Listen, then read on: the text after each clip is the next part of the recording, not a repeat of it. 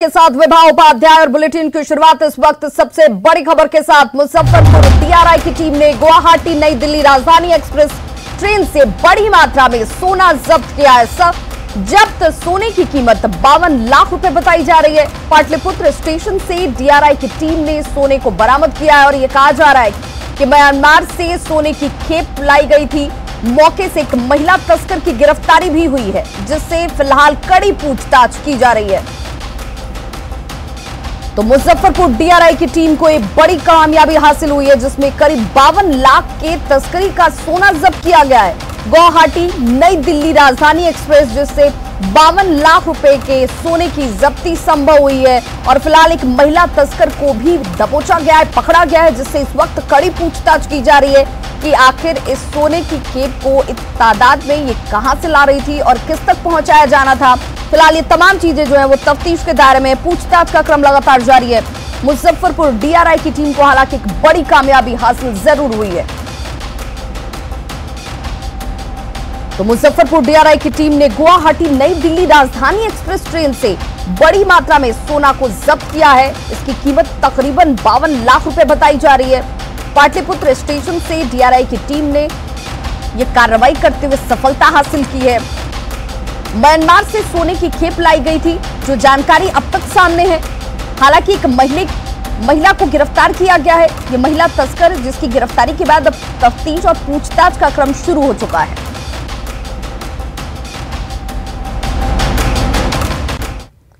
सीवान की मैरवा थाना पुलिस ने धरनी छापर चेक पोस्ट से शराब की एक बड़ी खेप को बरामद किया है। बरामद शराब की कीमत 15 लाख रुपए बताई जा रही है। पुलिस ने राकेश कुमार यादव और धर्मेंद्र कुमार नाम के 2 शराब तस्करों को यहां से पकड़ा है। पुलिस को सूचना मिली थी कि उत्तर प्रदेश से शराब की एक बड़ी खेप बिहार लाई जा रही है और इसी सूचना के बाद पुलिस ने चेकिंग अभियान चलाया और शराब की यह खेप पशु आहार की बोरियों में रखी गई थी, जिसे पकड़ा गया है। पूछताछ में तस्करों ने बताया कि वे शराब लेकर मुजफ्फरपुर जा रहे थे। पुलिस अब जांच कर रही है कि शराब की तस्करी में मुजफ्फरपुर के कौन कौन लोग शामिल हैं।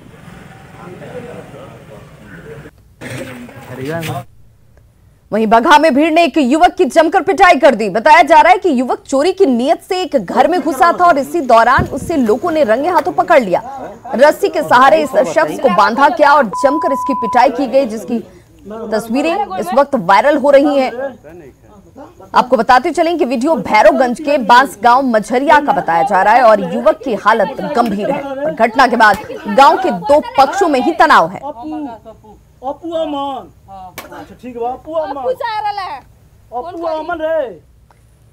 गुजरात में मजदूरी के लिए गए बच्चों की मानव तस्करी का खुलासा हुआ है। अहमदाबाद में सीआईडी और एक एनजीओ ने 32 बच्चों को यहां से रिहा कराया। एनजीओ को जानकारी मिली थी कि मजदूरी के लिए बिहार से बच्चों को गुजरात भेजा जा रहा है।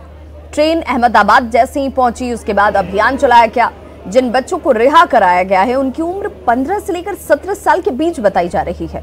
जांच में यह पता चला है कि एक देशव्यापी नेटवर्क है और बच्चों के पास से मिले आधार कार्ड और पहचान पत्र भी जाली होने के संदेह जाहिर किए जा रहे हैं।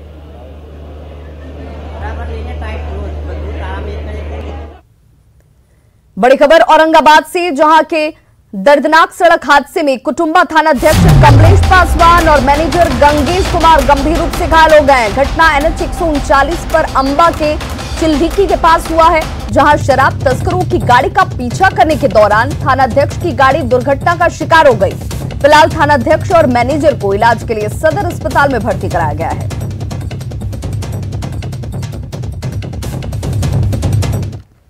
बड़ी खबर शिवहर से, जहां पर जेडीयू विधायक सरफुद्दीन पर देर रात जानलेवा हमला किया गया। पुलिस ने इस मामले में 4 लोगों को गिरफ्तार किया और बताया जा रहा है कि विधायक सरफुद्दीन देर रात पिपराही के मेसौठा गांव से लौट रहे थे, जिस दौरान कुछ लोगों ने उनकी गाड़ी पर लाठी डंडे से हमला कर दिया।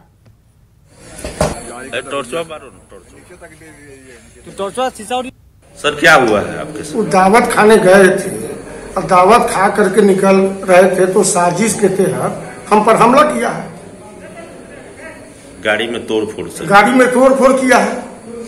ये पैसा दे करके, जफीर आलम साहब के बेटा वामिक है, वो पैसा दे करके ये माहौल को खराब किया।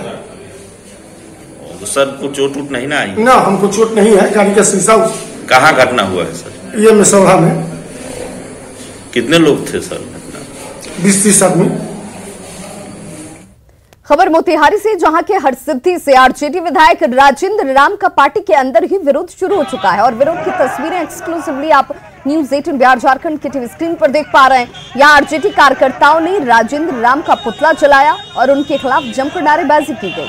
लोगों ने राजेंद्र राम को दोबारा हरसिद्धि से प्रत्याशी नहीं बनाने की मांग की है।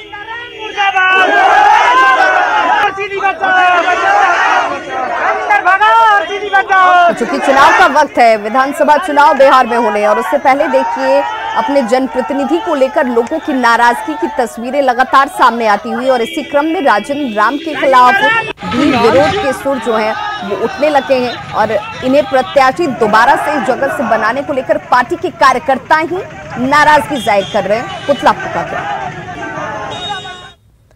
अररिया में मूसलाधार बारिश से सभी नदियां उफान पर हैं। फारबिसगंज के डुमरा में परमान की तेज धार में सड़क बह गई, जिससे फारबिसगंज प्रखंड के अम्हारा, शहबाजपुर, खमकोल और मझुआ गांव में पानी घुस चुका है। साथ ही फारबिसगंज कुर्सा कांटा सड़क पर आवागमन का रूट जो है वो बंद हो गया है। सिकटी प्रखंड के पड़ैया गांव में दहगामा तटबंध टूटने की वजह से नूना नदी का पानी प्रवेश कर गया है।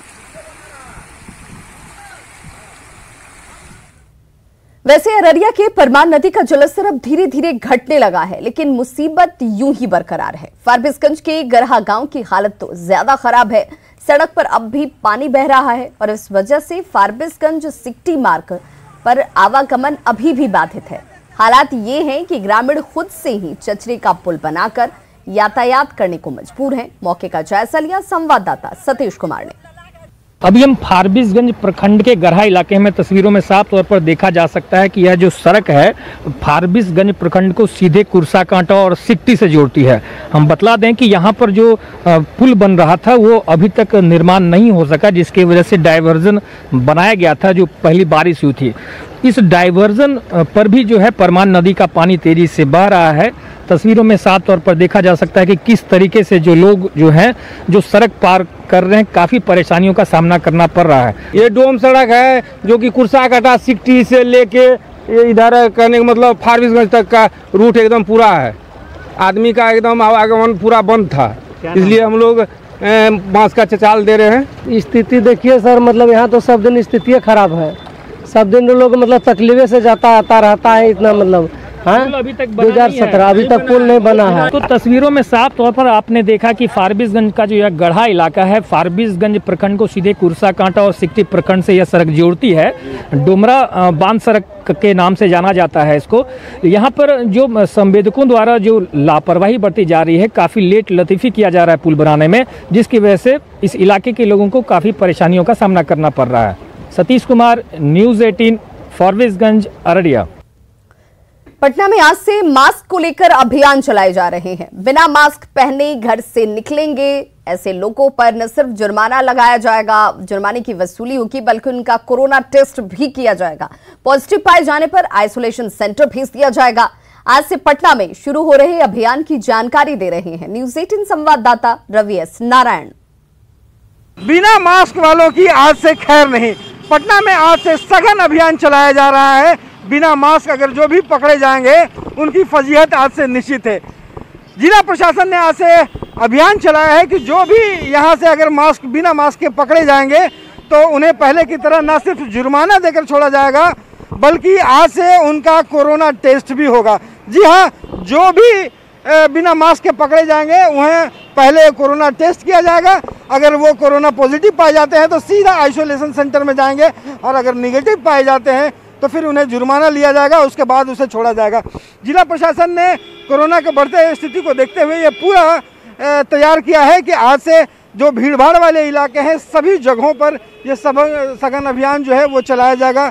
या फिर बाजार हो या फिर मॉल हो या फिर सब्जी मंडी हो, सब जगह ये चलाया जाएगा और उसके बाद जो भी बिना मास्क के पकड़े जाएंगे उन्हें जुर्माना किया जाएगा। तब आज से मास्क का अभियान शुरू है। अभियान से आज 10 बजे से चालू है, अभियान चालू रहेगा और उसको जो मास्क में जो नहीं पहने वो पकड़ा जाएगा, उसको कोरोना सेंटर में भेज के इलाज उनका होगा। ऐसे नहीं छोड़ना है, फाइन सख्त कार्रवाई आज से शुरू होगा। सख्त कार्रवाई। अगर जो लोग जो पॉजिटिव नहीं पाए जाते हैं उन्हें जुर्माना लेकर छोड़ दिया जाएगा। हाँ।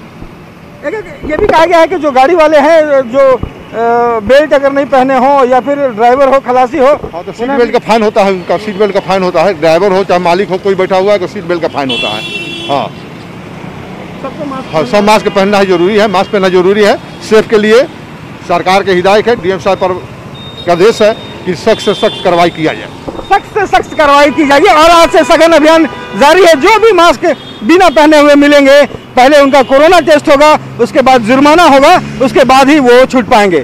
कैमरा पर्सन अजय दुबे के साथ रवि एस नारायण, न्यूज़ 18 पटना। सासाराम में कोरोना संक्रमित मरीजों की संख्या 5000 को पार कर गई है, जबकि अब तक कुल 36 मरीजों की कोरोना की वजह से जान जा चुकी है। हालांकि यहां संक्रमण की गति पिछले कुछ दिनों से धीमी हुई है, बावजूद इसके प्रशासन पूरी तरह से सावधानी बरत रहा है। सासाराम सदर अस्पताल में बनाए गए आइसोलेशन वार्ड के बाहर से जायजा लिया हमारे संवाददाता अजित कुमार ने। रोहतास जिला में संक्रमित मरीजों की संख्या 5000 को पार कर गई है, जिसके बाद जिला प्रशासन पूरी तरह से एहतियात बरत रही है। और सासाराम के अभी आइसोलेशन वार्ड के पास मैं हूं, आप देख सकते हैं कि यहां पर जो कोरोना संक्रमित मरीजों हैं उनको यहां रखा गया है। और जिला में लगातार संक्रमित मरीजों की संख्या बढ़ रही है, जिसको लेकर आइसोलेशन वार्ड यहाँ पर बनाया गया है। ये जो ट्रेनिंग सेंटर है उसको आइसोलेशन वार्ड में तब्दील कर दिया गया है। लगभग 250 से अधिक जो संक्रमित मरीज हैं उनको रखने की यहाँ पर व्यवस्था है। इसके अलावा डेहरी में भी और जमुहार में भी जो मेडिकल कॉलेज है वहाँ संक्रमित मरीजों को रखा गया है।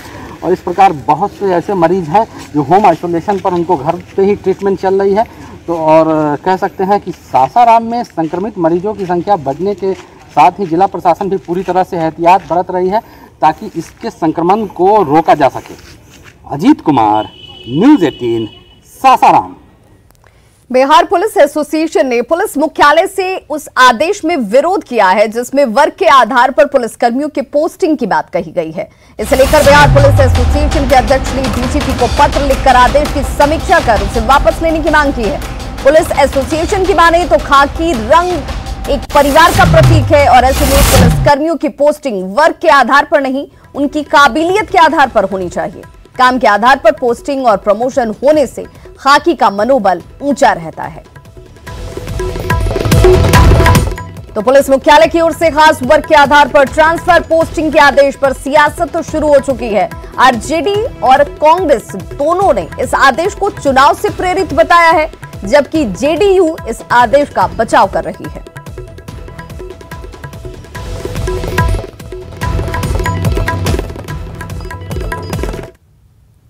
पुलिस विभाग से जो आदेश निकला है उस पर तो पुलिस विभाग पे पहले कार्रवाई हो कि जात के आधार पर कोई पोस्टिंग नहीं होती है। लेकिन हमें लगता है कि मुख्यमंत्री के हिसाब से वो अपना पत्र निकाले हैं कि मुख्यमंत्री के जात का जो है लोग वो ज़्यादा पोस्टिंग मिले, उनको अधिक लोगों को अच्छे अच्छे जगहों पे पोस्टिंग मिले, चूँकि चुनाव का वक्त है और किसी खास जात को वंचित रखा जाए चुनाव से, ये सरकार का ध्यान है। अब तो ये पत्र ये बता रहा है कि बिहार में लॉ एंड ऑर्डर क्यों पूरी तरह से ध्वस्त है। ये कानून व्यवस्था चौपट है, इसी का कारण है। अब जाति के आधार पर डीएनए देख करके पोस्टिंग की जाएगी, ये दुर्भाग्यपूर्ण है और ये बता रहा है कि बिहार सरकार की मंशा क्या है।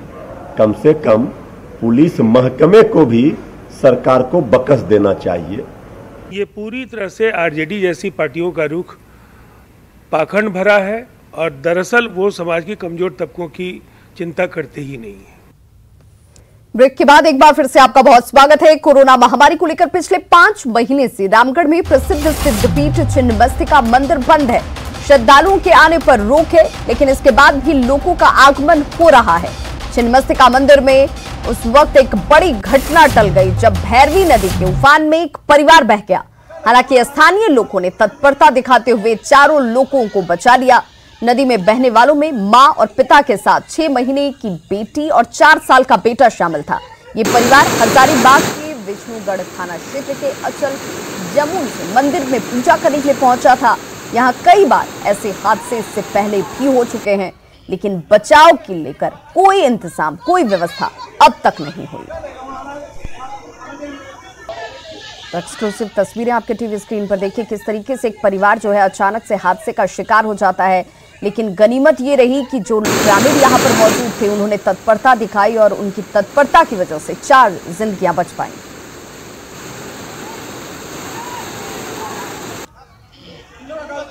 तस्वीरों में देख सकते हैं कि कैसे लोग इस बहाव के बीच ही खड़े होकर के यहां पार करने की भी जुगत में और कोशिश में, जो कि हादसे को सीधे तौर पर आमंत्रण देता है। और ऐसे ही एक परिवार जो है वो हादसे का शिकार हो गया। जामताड़ा में डंपर चालकों की हड़ताल 9वें दिन समाप्त हो चुकी है। जामताड़ा विधायक इरफान अंसारी साबिक विधायक रणधीर सिंह के साथ कोल माइंस चित्रा के जीएम और प्रशासनिक अधिकारियों के साथ बैठक में सहमति बन गई। डंपर चालक 3 रुपए प्रति टन अतिरिक्त भाड़े के साथ कोयले की ढुलाई करेंगे, यानी कि अब कोयला ढुलाई में लगे डंपर चालकों को 140 रुपए प्रति डंपर ज्यादा मिलेगा। साथ ही डंपर से ही कोयले की ढुलाई की जाएगी। हाईवा इसके लिए इस्तेमाल नहीं होगा। करीब 2 घंटे तक चली बैठक के बाद विधायक रणधीर सिंह और इरफान अंसारी हाईवा और डंपर के मुद्दे पर उलझ गए और दोनों के बीच इस दौरान तीखी नोकझोंक भी हुई। वहीं कोयला चोरी रोकने के लिए जिला प्रशासन अपने स्टैंड पर कायम है। हाईवा मतलब क्या है, जिसका कमी लगता है वही हवा लगा सकता है। इस हाईवा नहीं खरीद सकता है गरीब आदमी। इसका ये हो सकता है कि 450 साढ़े 400 में 50 डंपर का साइड हो जाएगा, 400 होगा, 300 होगा। गरीब आदमी के साथ हम भी है, ऐसा नहीं है। इनका डंपर है क्या? नहीं, इनका डंपर है क्या? मैं इनको मना कर रहा हूं क्या? नहीं, मैं इसको क्या बोल दिया? हाईवा नो ये नहीं होगा। ऐसे कैसे बात बोल रहे हैं आप? ये बात स्पष्ट करिए। नहीं, मैं आपको कह रहा हूं, सुनिए, आप लोग डंपर से ही चलेगा, मैं तो बोल रहा हूं। आप गाड़ी चलने नहीं देंगे, ये ऐसा नहीं है। नहीं चलने देंगे। नहीं, गंगोत्री मेरे यहाँ है, गंगा पे यहाँ आई है ना।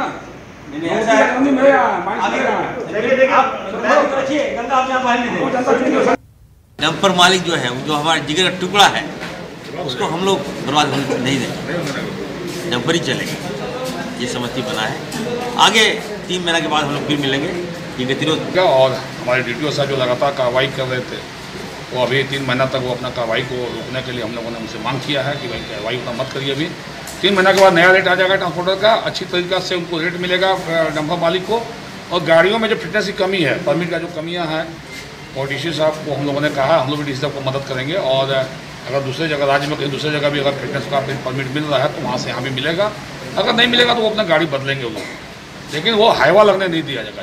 6 चक्का गाड़ी ही रहेगी। इस बैठक में ट्रांसपोर्टर्स तैयार हुए हैं कि वो थोड़ा सा रेट डंपर्स का बढ़ाएंगे, जो इनको पर टन पैसा दिया जाता है वो थोड़ा बढ़ाएंगे, जिससे डंपर ओनर्स संतुष्ट तो नहीं है लेकिन तैयार हो गए हैं।